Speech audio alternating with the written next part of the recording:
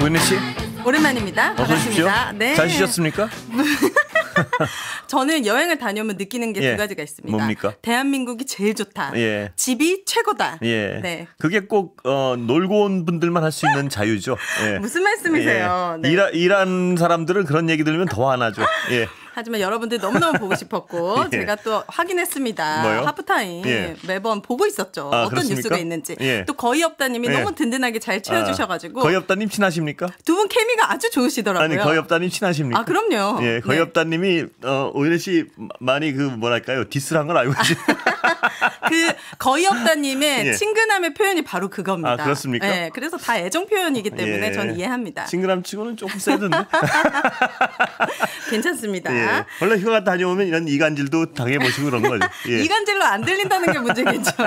하지만 여러분들 너무너무 보고 싶었고. 예. 자, 청취율 조사 막바지 기간입니다. 그렇습니다. 02로 시작하는 번호로 전화가 걸려올 경우에는 꼭 받으셔가지고 예. 권순표의 뉴스 알기 꼭 외쳐주시길 바라겠습니다. 예. 주변에도 좀 홍보해 주시면 좋을 것 같습니다. 그렇습니다. 네. 예. 이게 되게 좀 의미 있는 청취율 조사잖아요.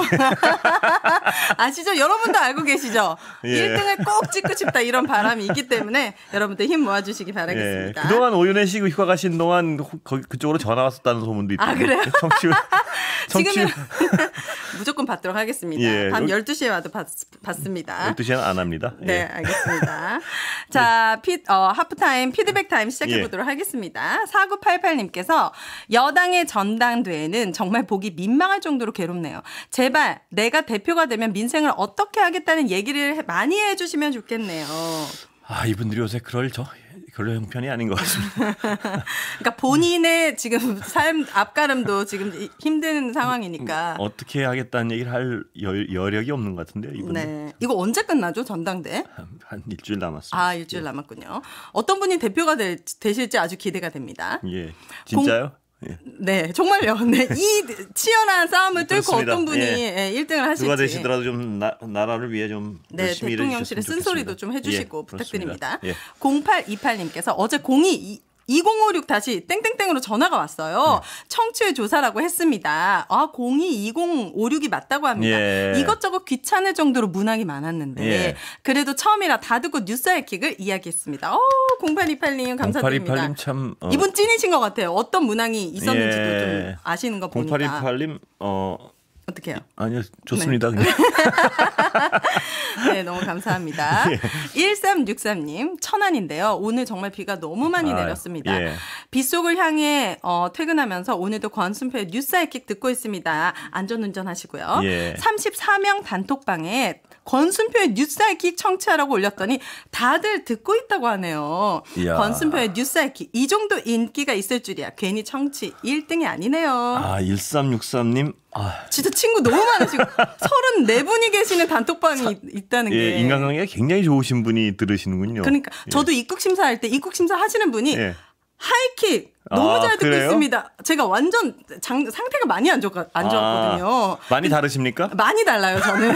근데 바로 알아보시고 예. 뉴스 하이킹 너무 잘 듣고 있다고 또. 청취자 여러분들도 좀 혹시 궁금하실 수 있는데 언제 한번 얼마나 다른지 한번 본 모습으로 한번 나와주시는 건 어떨까요? 그게 특집으로. 청취율에 그 도움이 될까요? 도움 될 수도 있습니다. 예고하고 나오죠. 내일 한번 내일 이분 제가 많이 싫으셨나 봐요. 제가 아니요. 여행 갔다 온 게 많이 화가 나신 건 아니죠? 아닙니다. 네, 네. 진짜로 갑자기 도움이 될 것 같아서요. 네, 알겠습니다. 또 의외로 괜찮을 수도 있으니까. 그러니까요? 네. 내일 약속하셨습니까? 내일은 안 될 것 같고요. 네.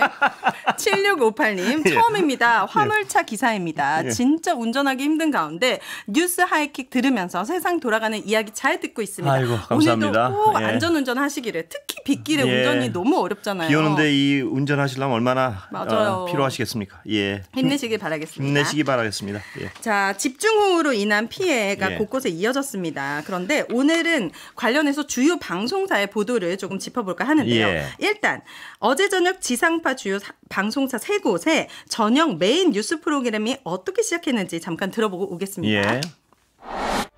여러분 안녕하십니까? 오늘 수도권을 중심으로 물폭탄이 쏟아졌습니다. 특히 파주 등 경기 북부 지역에는 시간당 100mm가 넘는 극한 호우가 내렸고 곳곳에서 피해가 속출했습니다. 먼저 오늘 폭우 상황 송재원 기자의 현장 취재부터 보시죠. 여러분 안녕하십니까. 밤만 되면 하늘이 무섭게 바뀌는 날들이 이어지고 있습니다. 남부지방에 이어 이번엔 수도권에 지난 밤사이 세찬 비가 쏟아졌습니다. 오늘 특집 8시 뉴스는 먼저 전해볼 수 없던 비가 내린 경기도 파주 상황부터 알아보겠습니다. 여러분 안녕하십니까. 7월 17일 9시 뉴스입니다. 오늘 9시 뉴스는 조금 전 유럽에서 전해진 속보로 시작하겠습니다. 체코 정부가 조금 전에 30조 원대 규모의 신규 원전 사업의 우선 협상 대상자로 한국 수력 원자력을 선정했다고 공식 발표했습니다. 자세한 소식 취재기자 연결해서 알아보겠습니다. 여러분 차이를 느끼셨습니까?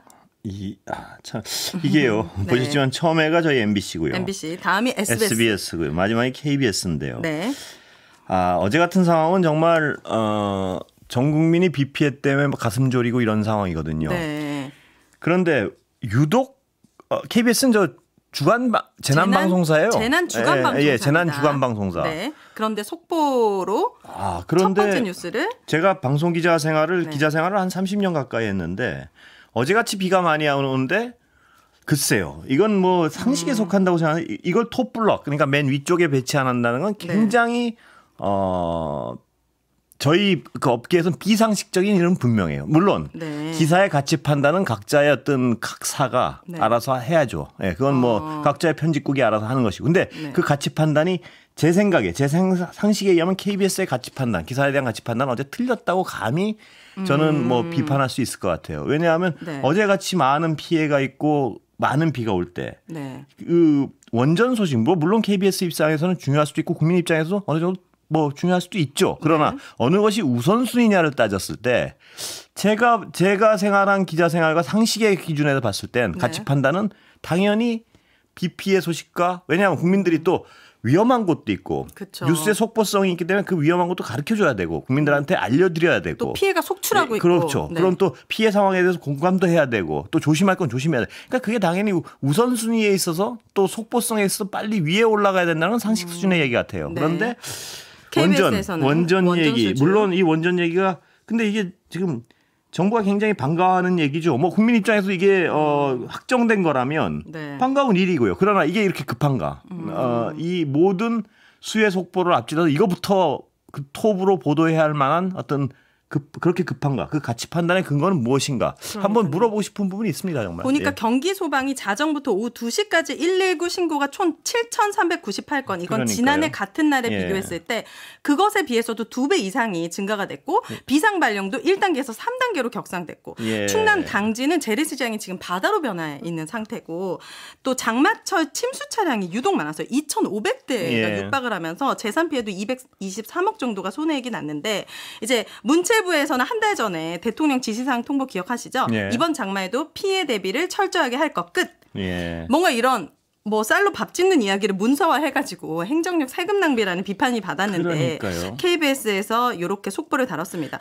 그리고 이게 이 방송사 뉴스도 그렇고 신문도 그렇고 기자들 사이에서는 너무나 당연한 얘기는 신문은 그 일면에 크게 무엇을 실느냐. 방송은 톱블럭에 그러니까 맨 앞에 1, 2, 3, 4번쯤에 어떤 기사를 실느냐가 그날의 뉴스에 대한 그 방송사의 어떤 판단이거든요. 그건 누가 판단하는 거예요? 그럼 편집국에서 판단하는 거죠. 회의를 통해서. 기자분들이 다 취재해서 올리면 편집국, 보도국장 뭐 이런 분들이. 그렇죠. 간부들이 판단을 하는 거죠. 편집회의를 통해서. 그런데 편집회의에서 이런 결론을 내렸다면 만약에 집단적으로 이런 결론을 내렸다면 저는 이해할 수가 없어요. 저 개인적으로는 이것이 과연 어제 원전 뉴스가 이 비 피해 그 급박하게 벌어지고 있는 피해 상황. 그래서 재난 주간 방송사가 원전 뉴스보다 이 비 피해 소식보다 원전 뉴스가 더 중요하다고 판단한 근거는 무엇인지 정말 한번 궁금해요. 이게 이런 판단이 가능할까 싶기도 하고요. 자, KBS처럼 원전 수준 뉴스를 속보처럼 전한 방송사가 또 있긴 합니다. TV조선인데요.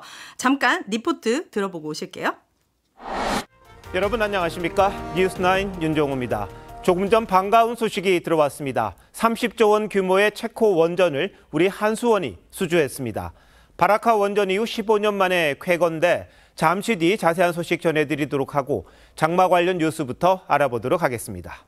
보세요. 이 TV조선인데 TV조선은 누가 봐도 어떤 보수 정권과 굉장히 긴밀한 보수 정권의 우호적인 방송인데 그렇기 때문에 여기서도 그 소식을 전하면서 근데 이 재난 상황이 얼마나 심각하면 이곳에서조차 그쵸. 그 한마디 하고 나중에 전해드릴 테니까 우선 이 급한 거 들으시죠. 이렇게 갔단 말이에요. 근데 KBS는 그게 아니라는 것이 이게 이제 KBS의 어떤 현실 아닌가 뭐 이런 생각도 들고요. 맞습니다. 특히 이런 재난 상황에서 지상파 뉴스 방송사들이 어떤 역할을 해야 될지가 명확하게 드러났거든요. 더군다나 KBS를 이제 보기가 좀 힘들어진 겁니까? 수신료 받는 KBS, 재난 주간 방송 뭐 이런 얘기를 내부에서도 아마 굉장한 논란이 있을 것으로 저는 예상합니다. 네, 더 이상 비 피해가 없도록 해야 될 것 같습니다. 반갑습니다. 오늘 여기까지 보겠습니다. 조심히 들어가십시오. 감사합니다.